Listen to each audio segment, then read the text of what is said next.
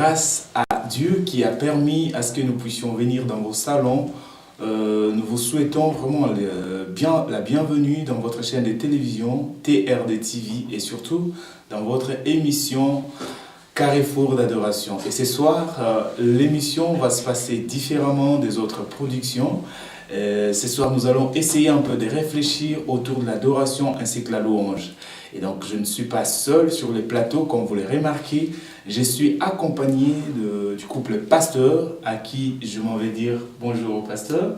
Bonjour. Et si le pasteur peut se présenter par rapport au public qui nous suit. Alors, je suis le pasteur Gérald Angolo de l'église Nouvelle Jérusalem. Et nous sommes actuellement à Vonvre, là, près du Carré de Soie. Gloire à Dieu, maman aussi va se présenter. Là, moi, je suis donc l'évangéliste Esther, l'épouse du pasteur Gérald, donc, que je soutiens dans le ministère La Nouvelle Jérusalem. Gloire à Dieu. Pasteur, maman, nous sommes très heureux de vous recevoir ce soir sur le plateau. Et donc, voilà, comme je viens de nous l'annoncer tout à l'heure, nous allons parler autour de l'adoration ainsi que la louange. Pasteur, vous savez, il y a une réalité qui fait croire aux gens que l'adoration, c'est faire une chanson douce. Une chanson qui est vraiment douce là, on dit que voilà, celui-là est en train d'adorer. Et la louange aujourd'hui, on se dit que la louange, il faut que les gens puissent danser, il faut que les gens transpirent. C'est à ce moment-là qu'on peut parler de la louange. Vous êtes d'accord avec ça, pasteur? Il faut apporter des nuances.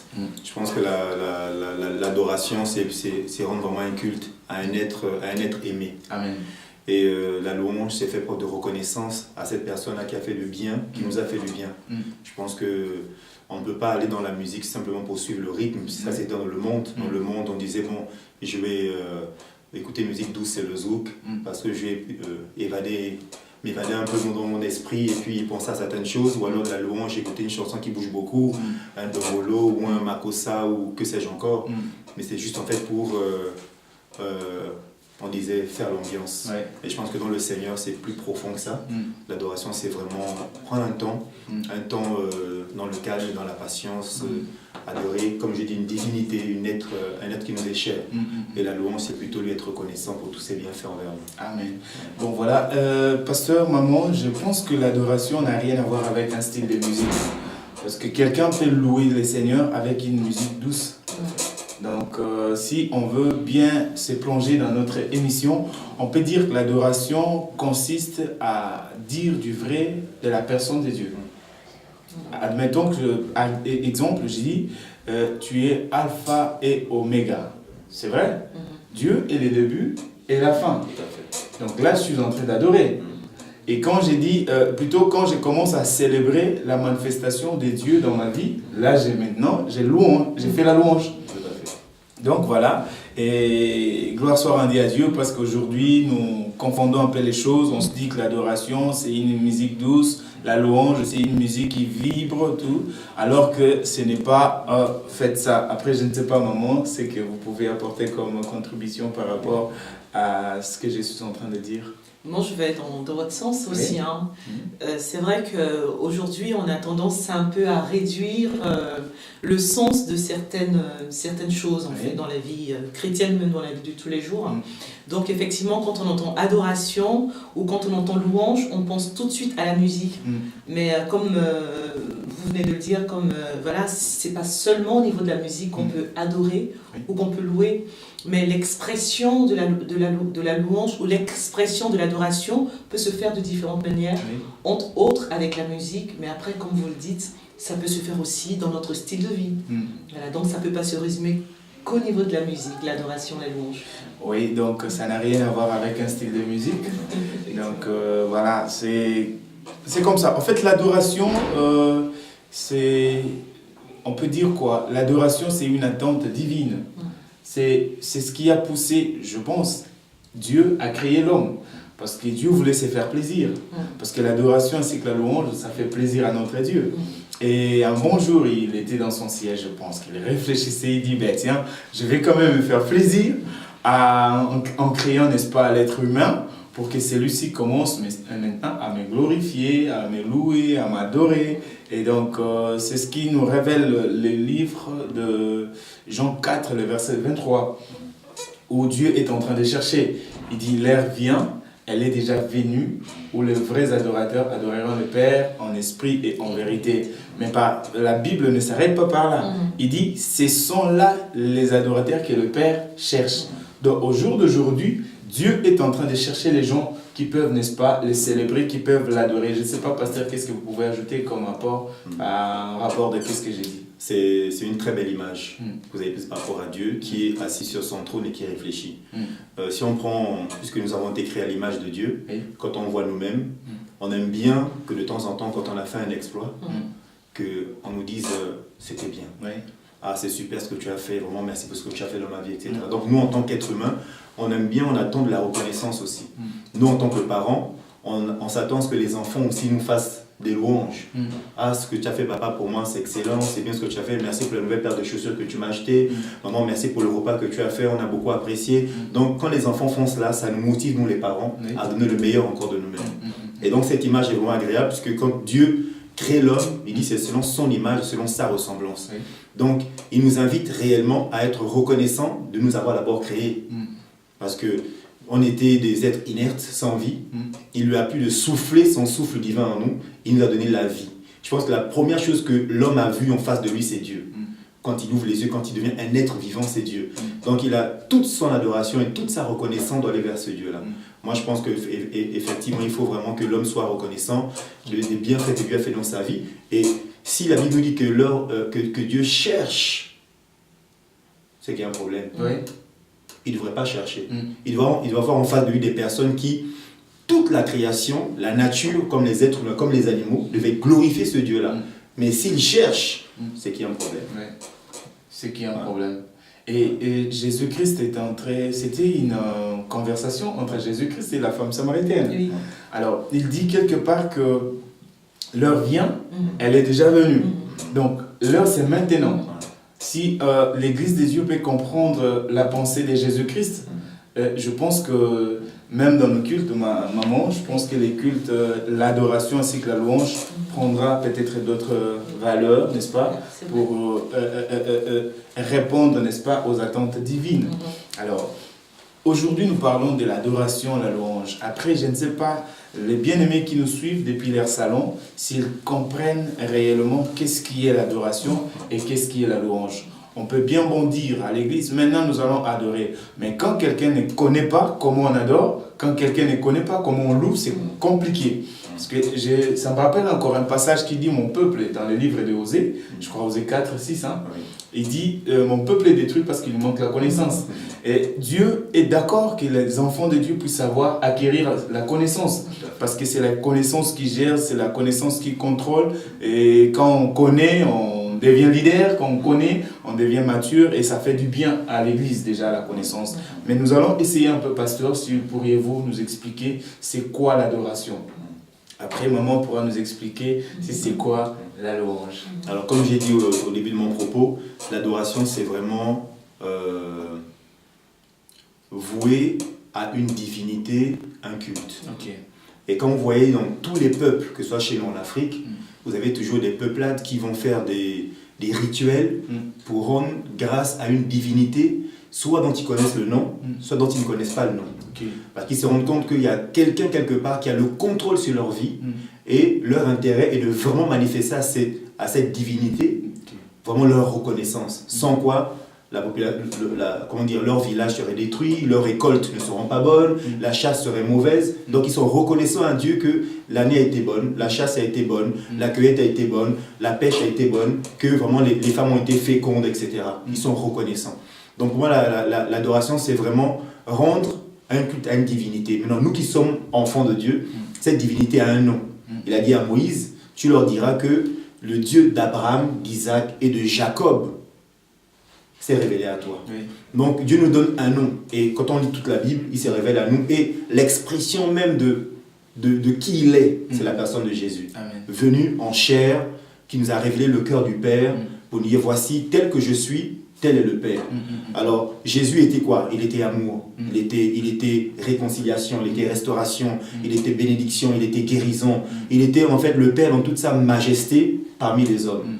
Et donc, je pense que nous aussi, en tant qu'être humain, en tant qu'enfant de Dieu, on doit vraiment manifester. Pour moi, l'adoration, c'est ça. Manifester à cette divinité qui est Dieu, le roi des rois, le seigneur des seigneurs. Tu vois? Donc, le Dieu avec un D majuscule. Voilà, ce Dieu-là, pour nous, il a un nom. Parce que pour certains dans le monde, c'est le grand architecte, ils prennent plusieurs noms, etc. Mais nous, c'est avec le vrai Dieu, le créateur du ciel et de la terre. C'est celui qui nous a enfantés par l'esprit. On doit vraiment lui rendre un culte agréable. Donc l'adoration est adressée à un Dieu qui a fait pour nous des choses. Et la louange, c'est simplement l'expression de mon cœur. Mon cœur est vraiment dans la joie de ce qu'il fait pour moi. Et je suis entièrement reconnaissant. Et dans la Bible, on peut avoir des exemples de personnes qui poussées par l'esprit, vont monter vers Dieu une reconnaissance par rapport aux exploits que Dieu a fait dans leur vie. Ils se rendent compte en fait que tout ce qu'ils ont vécu, ce n'est pas eux. C'est une force en eux qui les a poussés à avoir des exploits. Comme l'exemple de David qui a pu tuer Goliath. Ce n'était pas de ses propres forces, mais c'était l'Esprit de Dieu en lui qui a fait de sorte qu'avec une seule fronde, le géant est tombé. Donc nous aussi, soyons vraiment humbles, soyons vraiment, humble c'est le mot, de nous voir vraiment que nous sommes peu de choses devant ce Dieu-là. Parce que pendant que nous parlons, il peut reprendre le souffle de vie et puis on n'est plus. Donc il faut vraiment être reconnaissant pour chaque chose qu'il fait. Et vraiment l'adoration, j'aurais beaucoup de choses à partager dessus, mais vraiment, si je peux mettre un saut, c'est vraiment le fait de rendre un culte à quelqu'un qui a toute puissance sur l'histoire de l'humanité et sur les hommes. Ok. Gloire à Dieu, pasteur. Mais par contre, j'aimerais que vous apportiez un peu d'éclaircissement. Quand vous dites l'adoration, c'est le fait de rendre un culte en la personne de Dieu. Mais par contre, il y a peut-être quelqu'un qui nous regarde, il s'est dit un culte, c'est quoi les cultes déjà? Alors je ne sais pas si pourriez-vous apporter un peu plus d'éclaircissement sur le mot culte. Oui, un culte c'est simplement, sans aller dans les emballages, c'est simplement être dans une attitude de cœur. En fait, c'est une attitude de cœur. C'est pas en fait tout le cérémonial qui peut être autour, mettre une bougie, mettre un chapelet, non. C'est une attitude de cœur où la Bible dit dans Matthieu chapitre 6, lorsque tu veux prier ton Dieu, va dans ta chambre, ferme ta porte et Dieu t'écoute dans le secret. Donc le culte, c'est simplement que dans mon attitude de cœur, je me crée un espace où je me retrouvais seul à seul avec Dieu et où je vais pouvoir lui exprimer toute la reconnaissance que j'ai dans le cœur par rapport à ce qu'il fait dans ma vie. Donc ce que j'appelle culte, c'est simplement me retrouver face à face, comme Moïse. Moïse montait pendant 40 jours sur la montagne, et il était face à face avec Dieu, où il pouvait entendre et recevoir de sa part. Donc le culte, c'est vraiment en fait une attitude de comment dire, de respect, de révérence, vraiment devant quelqu'un qui est vraiment, comme j'ai dit, il a toute puissance, il est omniscient, il est omnipotent, il peut dire un mot et la chose s'accomplit dans ma vie. Donc pour moi le mot culte, c'est simplement en fait me retrouver seul à seul avec cette personne où là je suis vrai. Vous savez, dans Jean chapitre 4, il dit l'heure vient maintenant où le Père rejette des vrais adorateurs. Donc être vrai, des fois c'est ce qui manque encore aux enfants de Dieu, c'est dire réellement ce qu'on est au fond du cœur. Quand ça va pas, ça va pas. La Père, ça va pas. Et quand Dieu voit un enfant qui vient vers lui et qui reconnaît ses faiblesses, alors il peut intervenir, alors il peut agir. Et quand il va agir, ça produit au moins le louange qui a monté vers Dieu aussi de reconnaissance. Alors moi, le culte, c'est simplement être dans une attitude de révérence, dans un calme, dans un endroit que je peux choisir moi-même. Et des personnes, c'est 4h du matin, 5h du matin, ils se lèvent de leur lit, se mettent à genoux, ou ils vont dans une pièce où il n'y a personne, et ils commencent à parler à ce Dieu-là. Et des personnes où il faut qu'ils soient peut-être à l'église, ils vont s'enfermer à l'église, ils vont prier leur Dieu, etc. Mais c'est simplement en fait une attitude, d'abord, ça vient du cœur. Merci beaucoup, pasteur. Donc, nous continuons avec notre émission Carrefour d'adoration. Et je veux poser une question à Maman pour savoir, parce que nous venons de dire que voilà, c'est une forme de respect qu'on peut accorder en la personne de notre Dieu. Alors, la louange ainsi que l'adoration n'a rien à voir avec un style de musique, comme on venait de le dire. Sinon, le bien-aimé, donc les frères et sœurs qui sont par exemple des miwé, et ils ne peuvent pas adorer. Si c'est la louange, il faut seulement adorer, il faut seulement chanter. Donc ces bien-aimés-là ne pourront jamais adorer Dieu. Alors que l'adoration est faite pour que Dieu puisse prendre plaisir dans ça. Qu'est-ce que vous en pensez par rapport à ça? Donc vous êtes, je sais pas, d'accord avec moi, dans le sens où je me dis que l'adoration n'a rien à voir avec un style de musique, ou encore une mélodie douce, ou encore un peu comme on dit en lingala, de yéyé, hein, un peu de vibrations.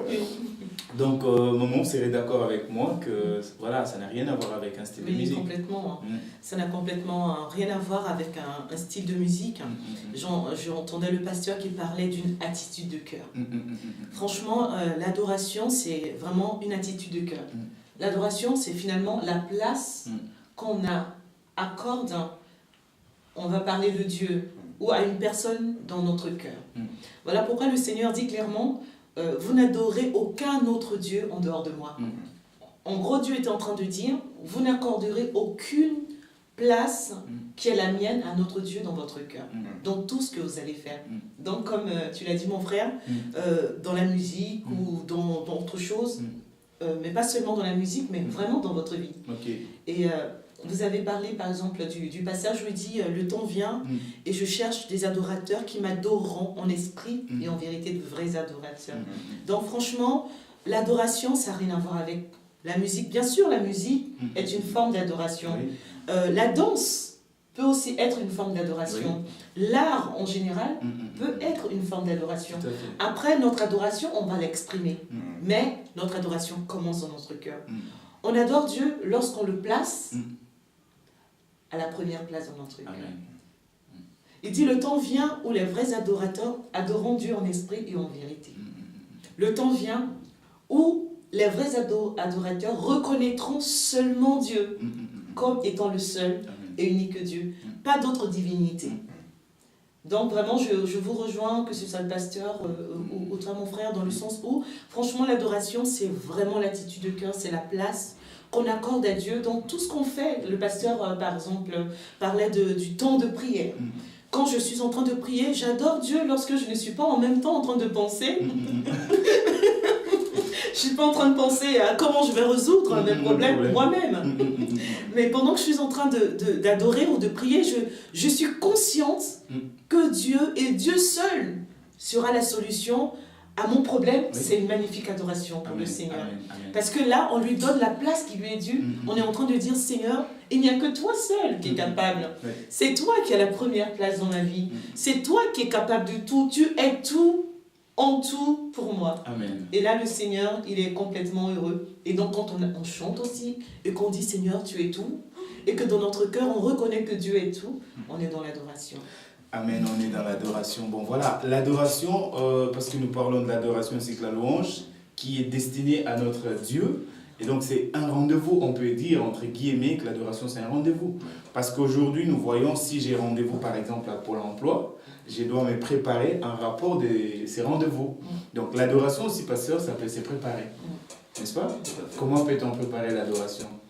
Et comme je l'ai dit, en fait, il faut que c'est personnel. C'est-à-dire que la manière dont je vais préparer mon culte, mon moment d'adoration est différent du vôtre. Et les personnes, ils vont dire, bon, moi c'est quand je suis dans le métro, parce que dans le métro je suis calme, il n'y a personne qui me dérange, je suis dans un endroit et j'adore mon Dieu dans mon cœur, ou en exprimant des petites paroles, mon voisin n'entend pas forcément ce que je suis en train de faire. D'autres vous diront, mais écoutez, moi c'est 4h30 du matin. Moi mon réveil spirituel est branché à 4h du matin, je vais faire à 4h du matin. Maintenant, je peux me mettre à genoux pour le faire, d'autres se mettront debout, vont se balader dans la pièce, d'autres vont lever les mains au ciel, d'autres comme Daniel vont fixer le regard vers Jérusalem, vont ouvrir la fenêtre, ils vont adorer vers Jérusalem. Et en fait, ça dépend de chaque personne. Et c'est là où le Saint-Esprit intervient pour que chacun puisse avoir sa particularité. Parce qu'il faut qu'on soit à l'aise dans la manière de faire. Si j'essaie de vous imiter, je n'y réussirai pas. C'est comme quelqu'un qui dit, moi je prie pendant 1 heure chaque jour. Elle me dira, mais Seigneur, je n'arrive pas. Mais dis, mais tu n'as pas à l'imiter. Moi, ce n'est pas une question de longueur dans la prière. C'est une affaire que dans le moment, est-ce que tu es vrai avec moi? Je pense que c'est vraiment particulier, c'est personnel. C'est à chacun d'entre nous de s'établir en fait la manière de pouvoir exprimer son adoration. C'est personnel. Oui, amen. Nous avons vu l'expérience d'Abraham dans le livre de Genèse 22, le verset 3, ou quand Dieu était, n'est-ce pas, dans la soif de voir son fils, son enfant, n'est-ce pas, dans sa présence. Et Abraham a préparé son adoration dans le sens où il avait mis du bois, du feu et tout ce qu'il fallait, n'est-ce pas, pour qu'il puisse, n'est-ce pas, s'en servir pendant son adoration. Alors aujourd'hui, on n'a plus peut-être besoin d'avoir le bois et tout ce qui va avec pour préparer son adoration. On a juste, n'est-ce pas, pasteur, à chercher à avoir l'image de la personne que nous allons adorer. Donc voilà, c'est purifier de toutes nos faiblesses, de tous nos péchés, parce qu'on ne peut pas quand même s'approcher, maman, je ne sais pas si... Il y a un protocole. Oui, un protocole, n'est-ce pas, céleste exige assez que nous puissions porter l'image de la personne que nous allons adorer. Je ne sais pas si pourriez-vous ajouter quelque chose par rapport à ça, madame. Oui, si, c'est vrai, parce que même lorsque Jésus nous apprend la prière, il nous dit premièrement, Éternel notre Dieu, que ton nom soit sanctifié. Donc, effectivement, quand on veut adorer, qu'on veut donner la première place à quelqu'un, oui, il faut une préparation, comme le pasteur le disait après, ça peut être personnel avec l'aide du Saint-Esprit. Mais maintenant, je comprends qu'en fait, il y a des gens aussi qui vont se dire, mais moi, je ne sais pas du tout faire, donc j'ai besoin qu'on puisse me donner un petit conseil, un petit guide, qu'est-ce que je peux faire par exemple. Voilà, vous avez parlé de l'exemple d'Abraham qui est venu avec le feu, les bois, le feu. Donc c'est des images en fait finalement. Donc lorsqu'on veut rentrer dans un temps d'adoration, on prend par exemple l'image du tabernacle. La Bible nous dit qu'il y avait le parvis, après il y avait le lieu saint et le lieu très saint. Dans le parvis, c'est là où il y a tout. On a nos problèmes, on a nos difficultés, on a nos soucis, on a tout ce qu'il y a comme saleté, tout ce qu'il y a comme ce qu'on a pu vivre dans toute la journée. Et puis quand on veut venir maintenant devant le Seigneur, il est nécessaire un peu de se débarrasser de ça. Donc je pense que ça c'est un peu aussi une préparation. Et bien pour ça, on a besoin du Saint-Esprit. On a besoin aussi de prendre conscience de l'œuvre que Jésus a accomplie. Dans l'Ancien Testament, la Bible nous dit qu'ils faisaient des sacrifices. Ils emmenaient des animaux qu'ils égorgeaient et qu'ils versaient le sang pour se purifier. Mais aujourd'hui, la Bible nous dit que Jésus est notre sacrifice ultime. Donc au travers du sang de Jésus, on peut se retrouver purifié de tout ce qu'on a pu faire comme faute. On peut se préparer avec le sang de Jésus. Ça peut être comme ça, un peu abstrait, mais il faut être conscient que dans le monde spirituel, quand on dit « Seigneur, purifie-moi par ton sang », il y a quelque chose qui se passe réellement. Donc par le sang de Jésus, on peut se préparer à rentrer dans ce temps de culte, comme il disait le pasteur, qu'on veut donner à notre Dieu. Donc la purification, le sang de Jésus qui va nous laver de nos péchés, et puis ensuite le Saint-Esprit qui va nous libérer de tous les fardeaux. Seigneur, purifie-moi par ton sang à cause de tout ce que j'ai pu faire. Puis Saint-Esprit, moi personnellement, c'est ce que je fais. Quand je viens, que je veux vraiment rentrer dans l'adoration, complètement, je mets le Saint-Esprit à contribution.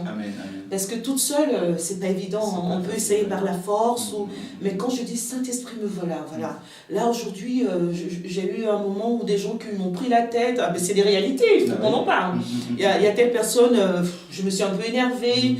Et puis, quelquefois, on revient avec ça et puis on a la tête chargée. Donc, on dit, Saint-Esprit, vraiment, aide-moi à me décharger. Et on reste là, avec le temps, mais le Saint-Esprit finit par ramener notre esprit, vraiment à nous concentrer que sur ce Dieu-là. Voilà, et puis à ce moment-là, on peut adorer. Voilà, amen. Merci beaucoup, maman, pour votre intervention. Donc, le Saint-Esprit, c'est le Saint-Esprit qui connaît les préférences des dieux dans l'adoration. Donc, on n'a pas de choix, il faut commencer d'abord par se purifier, demander pardon, la purification au moyen du sang de Jésus-Christ de Nazareth, et par la suite faire appel au Saint-Esprit. C'est alors qu'on peut bien passer du moment dans la présence de notre Dieu. Vous êtes d'accord, pasteur, avec? Totalement d'accord. Voilà. Il y a encore quelque chose qui attire mon attention dans le livre de Genèse 22, le verset 5, où Abraham a demandé aux serviteurs de rester. Il dit, vous restez ici, moi et l'enfant, nous montons pour adorer. Mais ce qui est encore trop grave, il dit, nous montons pour adorer, nous reviendrons. Donc là, la leçon que moi je tire, c'est que l'adoration, c'est une affaire personnelle. Ce n'est pas que parce que je suis à côté du pasteur que je vais bénéficier de son adoration, ou Dieu me verra au moyen de l'adoration du pasteur, ou encore parce que maman et papa, ils sont un couple. Quand papa adore, automatiquement, maman bénéficie de l'adoration du papa. Je pense que ce n'est pas le cas, pasteur. Qu'est-ce que vous en pensez? Et c'est vrai que déjà le fait de dire, il y a deux étapes. Oui. Vous restez ici et nous montons. En fait, c'est une manière de dire tout ce qui est charnel doit rester ici. Amen. Comme elle a dit, toutes les préoccupations de la journée, tous les problèmes de la journée, ça doit rester ici. Je pense que s'il était monté avec ses serviteurs, il y aurait des problèmes là-haut. Ils n'auraient jamais accepté qu'il prenne le couteau, qu'il attache son fils. Oui. Donc, tout ce qui va être un obstacle à mon adoration doit rester ici. Notamment l'ennemi de nos âmes. Là, je vais adorer, tu n'as pas ta place. Ouais. Et je pense qu'Abraham était suffisamment sérieux pour dire à ses serviteurs, vous ne me suivez pas. Il n'a pas dit ça à la légère. Il a dit, vraiment, là, vous vous arrêtez ici. Ça, c'est une affaire personnelle. C'est une affaire personnelle entre moi et Dieu. Vous n'avez rien à voir là-dedans. Et nous aussi, quand on rentre dans cette attitude-là, on doit vraiment faire comprendre à tous, comme dit la Bible, déchargez-vous souvent de tous vos soucis, car moi-même je prends soin de vous. À un moment donné, on laisse tout ça là et on monte. Mais non, l'image de monter, de l'ascension, c'est quelque chose de très important. Parce qu'en fait, on quitte le terrestre, on va dans le céleste.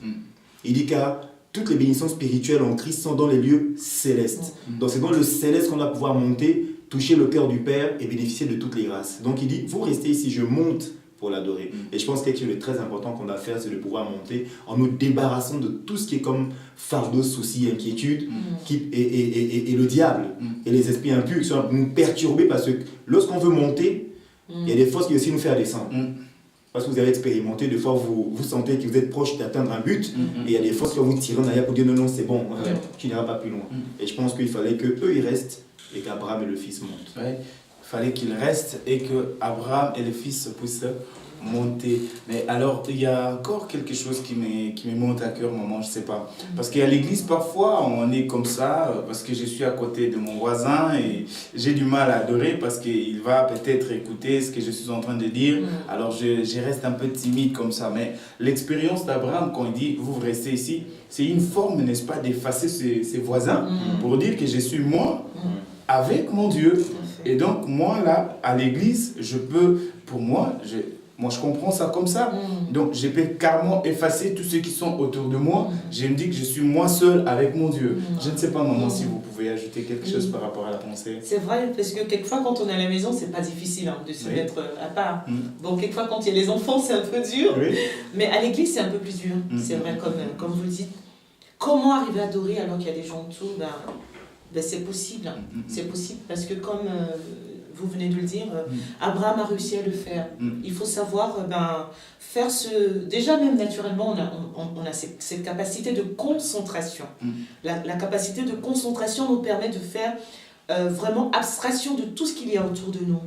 Et en plus de ça, maintenant, quand on arrive à faire cette concentration, on a maintenant l'aide du Saint-Esprit qui emmène réellement notre esprit dans cette réalité spirituelle où Dieu nous attend.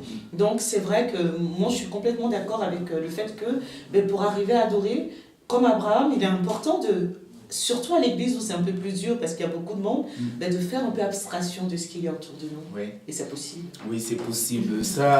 J'ai encore une autre réflexion, pasteur, qui me montre, parce qu'aujourd'hui, voilà, c'est vrai que Jésus-Christ, Dieu a donné Jésus-Christ comme une offrande éternelle.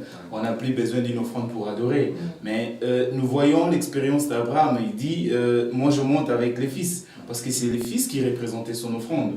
Donc l'adoration, est-ce qu'on peut, c'est une obligation de pouvoir adorer avec une offrande, comme c'est fut le cas pour Abraham, ou bien on peut adorer le Seigneur avec la pensée que voilà, il y a déjà une offrande que Dieu a donnée pour nous. Je ne sais pas, pasteur, ce que vous pouvez apporter comme...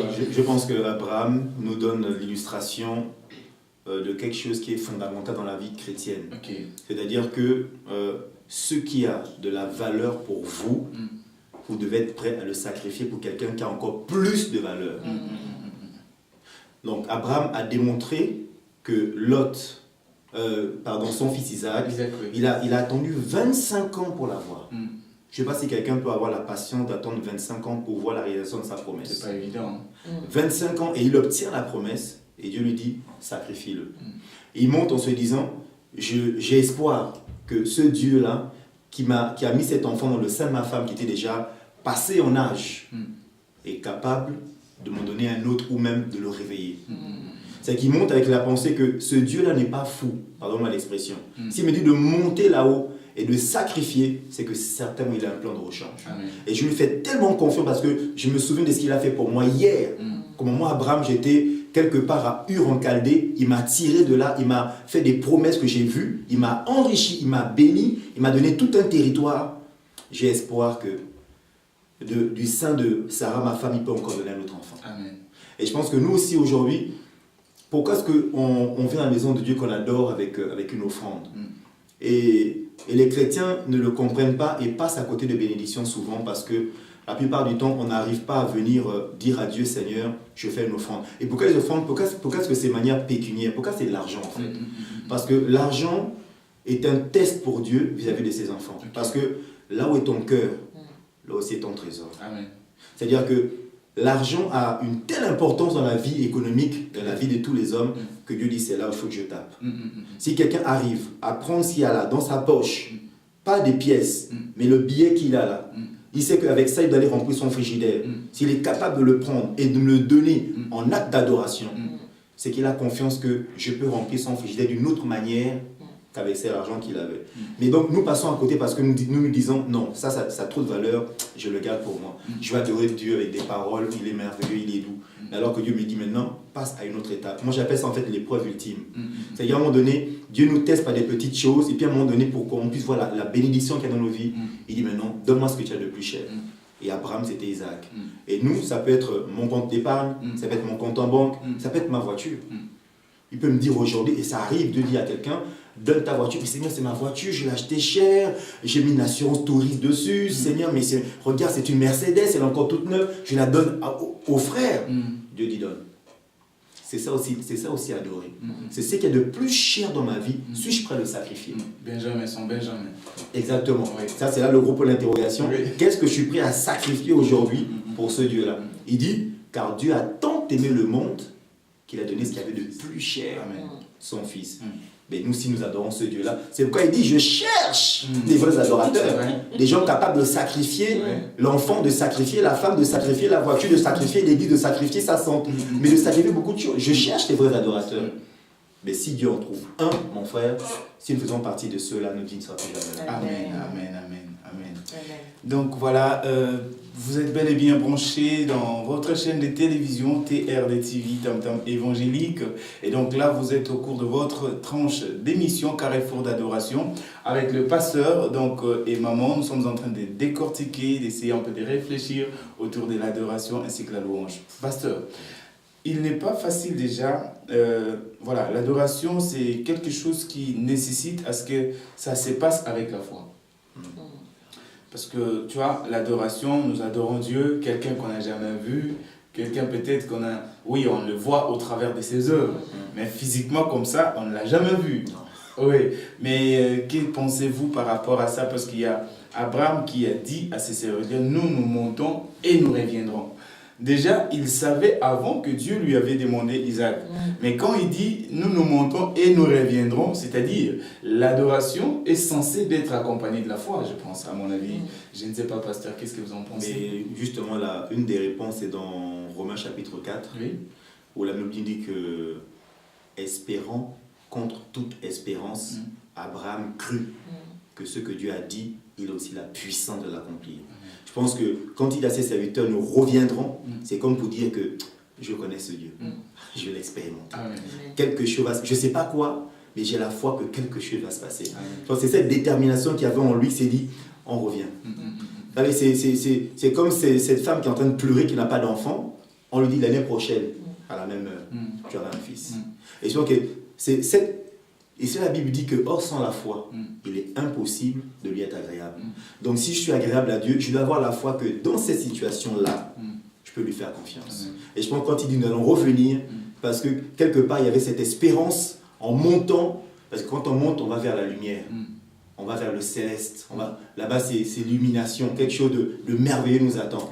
Et il avait confiance que non, ce que Dieu a dit, il a aussi la puissance de l'accomplir. Même si son corps était vieux, même si Sarah ne pouvait plus enfanter, on nous dit que cet homme-là, cet Abraham, et c'est pourquoi la Bible dit que Dieu lui a imputé la justice et qu'on l'appelle le Père de la foi. Amen, amen.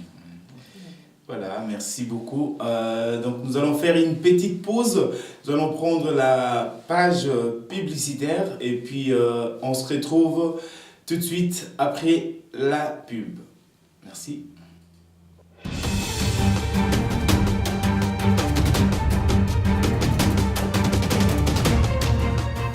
TRD TV, c'est la batterie pour les rechargements spirituels. C'est une puissance pour le royaume des dieux. C'est le véhicule les plus sûrs, les plus rapides pour la transmission de l'évangile. TRD TV chez vous égale la bénédiction. TRD TV, c'est une chaîne spéciale avec un programme spécial pour un peuple spécial, un peuple acquis au prix du son spécial. TRD TV, bienvenue chez nous.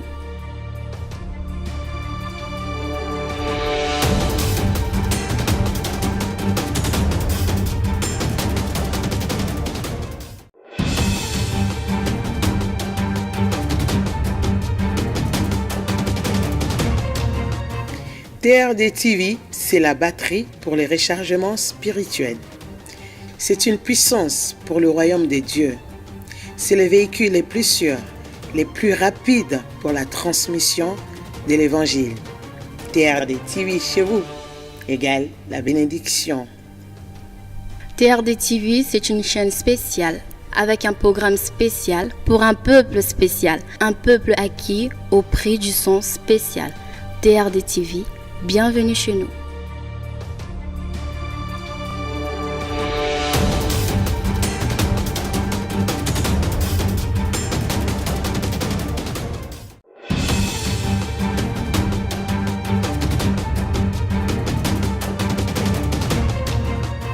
TRD TV, c'est la batterie pour les rechargements spirituels. C'est une puissance pour le royaume des dieux.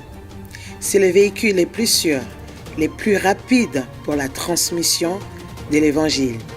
TRD TV chez vous égale la bénédiction.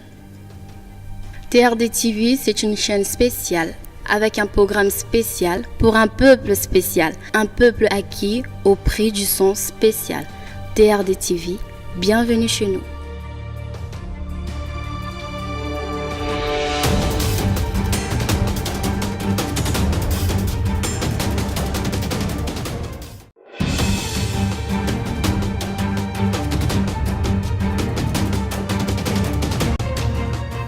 TRD TV, c'est la batterie pour les rechargements spirituels. C'est une puissance pour le royaume des dieux. C'est le véhicule les plus sûrs, les plus rapides pour la transmission de l'évangile. TRD TV chez vous égale la bénédiction. TRD TV, c'est une chaîne spéciale avec un programme spécial pour un peuple spécial, un peuple acquis au prix du son spécial. TRD TV, bienvenue chez nous.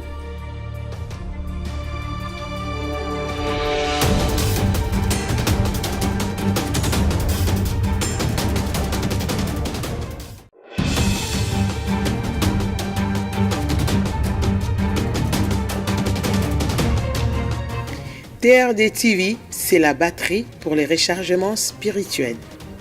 C'est une puissance pour le royaume des dieux. C'est le véhicule les plus sûrs, les plus rapides pour la transmission de l'évangile. TRD TV chez vous égale la bénédiction. TRD TV, c'est une chaîne spéciale avec un programme spécial pour un peuple spécial, un peuple acquis au prix du son spécial. TRD TV, bienvenue chez nous.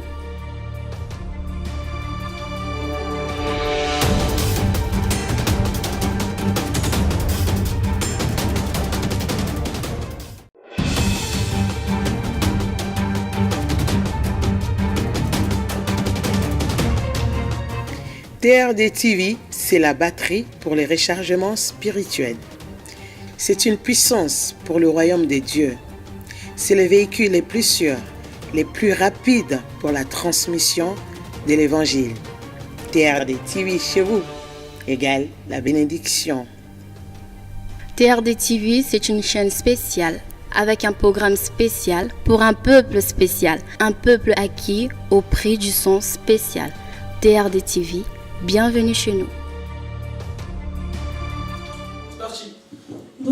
Bonjour à tous, je m'appelle Oriane et je vais chanter une chanson qui s'appelle Je suis née.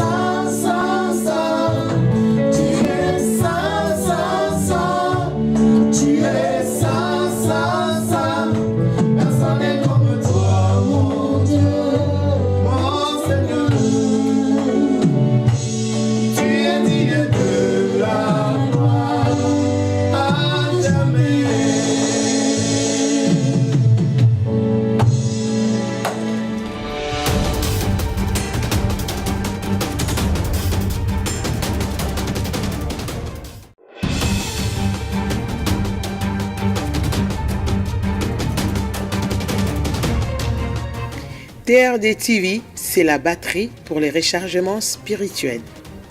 C'est une puissance pour le royaume des dieux. C'est le véhicule les plus sûrs, les plus rapides pour la transmission de l'évangile. TRD TV chez vous égale la bénédiction. TRD TV, c'est une chaîne spéciale avec un programme spécial pour un peuple spécial, un peuple acquis au prix du son spécial. TRD TV, bienvenue chez nous.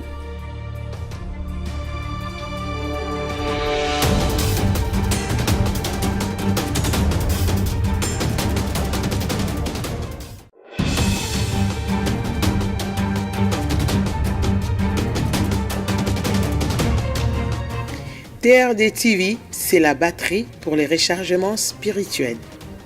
C'est une puissance pour le royaume des dieux. C'est le véhicule les plus sûrs, les plus rapides pour la transmission de l'évangile. TRD TV chez vous égale la bénédiction. TRD TV, c'est une chaîne spéciale avec un programme spécial pour un peuple spécial, un peuple acquis au prix du son spécial. TRD TV, bienvenue chez nous.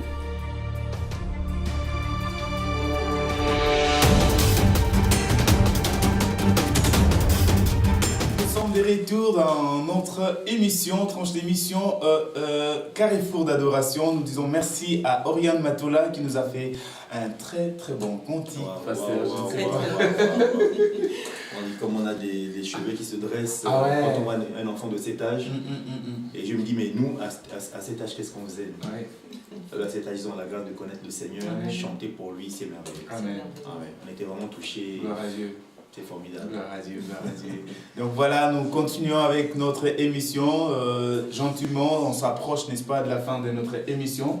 Pasteur, je ne sais pas si vous avez quelque chose à ajouter, hormis ce qu'on a, n'est-ce pas, parlé tout à l'heure, Pasteur, sur l'adoration, c'est la louange. Simplement sur la louange, c'est rajouter que la louange qu'on fait, c'est une expression de quelqu'un qui a fait des actes dans notre vie et qui mérite toute notre attention.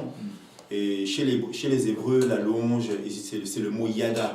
Yada, c'est un peu comme quelqu'un qui prend une lance et qui la lance sur ses ennemis. Donc, c'est vraiment la louange, c'est vraiment quelque chose de... Et là, c'est le guerrier qui est en nous.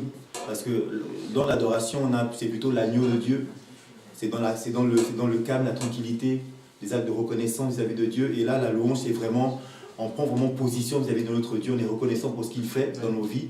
Et là, maintenant, l'ennemi n'a pas à se tenir sur notre chemin parce que là, c'est la lance, on le transperce. Et donc, Yada, c'est vraiment l'expression de... Là, maintenant, c'est le guerrier qui est en nous. On dit le lion de la tribu de Juda. Et Juda, c'est la tribu. Justement, Yada, Juda, c'est la louange. C'est la tribu que Dieu avait choisie pour exprimer la louange vis-à-vis de lui. Et donc, c'est de là que le lion de la tribu de Juda est sorti. Et nous qui sommes enfants de Dieu, là, vraiment pouvoir être aussi reconnaissants de ce que Dieu fait dans nos vies et l'exprimer par des chants et la louange. On tape des mains, justement, on utilise des instruments. Et entre parenthèses, on fait du bruit. Et l'ennemi, quand il entend le bruit, c'est vrai qu'Israël, dans le désert, quand il marchait, on dit que leur pas était amplifié à tel point que les ennemis en face disaient, mais tiens, il y a une grande armée qui arrive. Et ils prenaient fuite. Et je crois que ça aussi, il faut de temps en temps aussi louer le Seigneur. Amen. Je ne sais pas, maman évangéliste, c'est quoi votre mot de la fin pour finir avec notre transmission? Mon mot de la fin, c'est que autant nous avons mis l'accent sur le fait...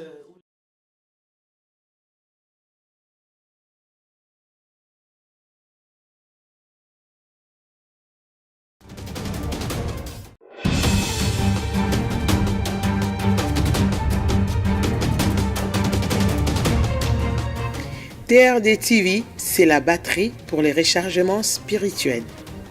C'est une puissance pour le royaume des dieux.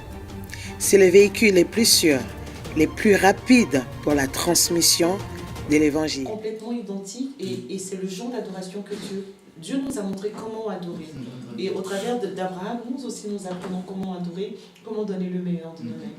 Et lorsque nous parvenons à ça, nous en tirons complètement profit. Amen. Un Dieu heureux, c'est un être humain heureux. Voilà, donc c'est un peu mon mot de la fin pour dire, n'hésitons pas à adorer parce que nous aussi, nous en tirons forcément profit. Voilà, nous aussi, nous en tirons certainement profit. Nous sommes donc arrivés à la fin de notre émission Carrefour d'adoration, mais avant de finir, je m'en vais rapidement vous signaler, pasteur, hier on avait parlé autour de la prière. Voilà, on a largement, n'est-ce pas, parlé de la prière et je profite par l'occasion de signaler, n'est-ce pas, à nos publics, à nos téléspectateurs que d'ici la semaine prochaine, nous aurons, n'est-ce pas, les couples Pasteur Gérald qui vont, n'est-ce pas, nous accompagner autour d'une émission qui s'appelle Prier avec nous. Prier avec nous, ça sera, n'est-ce pas, l'émission du couple qui nous accompagne ce soir. Donc, vous les aurez très bientôt, donc d'ici la semaine prochaine, ils seront en direct. C'est une émission où vous pouvez, ça sera une émission à téléphone ouvert. C'est-à-dire vous pouvez appeler pour soumettre vos soucis, vos besoins. Et donc, là, par la grâce des dieux et la grâce des hommes de Dieu qui seront sur les plateaux pour nous accompagner, parce que moi aussi, j'essaierai certainement soit quelque part, et je pourrai aussi appeler quand j'ai un souci. Et donc, voilà, je vous garantis que voilà, le pasteur Gérald, je ne sais pas s'il va dire un petit mot par rapport à cette tranche d'émission. Voilà. Alors, c'est simplement dire que nous sommes dans la joie, que TRD TV pensait à nous, en tant que couple pastoral, pour animer cette émission de prière. Et on sait que les temps dans lesquels nous sommes sont des temps où on doit vraiment prier. Amen. Et la Bible nous dit prier sans cesse. Et nous sommes confrontés à plusieurs besoins. Nous sommes depuis que Adam a péché, on est dans un environnement hostile, où le prince de ce monde a pris la clé. Il domine le monde, il domine toutes les sphères de la société. Maintenant, le but de Christ en mourant à la croix, c'est de nous redonner cette clé, cette autorité, ce pouvoir. Et c'est par la prière. Amen. Donc, j'invite tous les téléspectateurs, quel que soit le besoin, nous savons que notre Dieu, c'est un Dieu qui est multipalette, c'est un Dieu qui a plusieurs noms. Il a chaque nom pour un problème.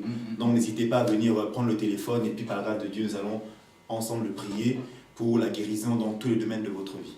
Amen. Voilà, nous sommes arrivés à la fin, mais il y a encore une pensée qui me monte à cœur au moment. Quand Abraham a fini à discuter avec Dieu, mais Abraham lui avait posé la question, si je partais, qu'est-ce que je vais dire à ces gens pour qu'ils sachent que voilà, quelqu'un il dit, et il demandait plutôt avec quel nom il devrait présenter Dieu au peuple israélite. Mais Dieu a repris la parole en disant, tu leur diras, je suis. Donc Dieu, c'est quelqu'un qui n'a pas de nom.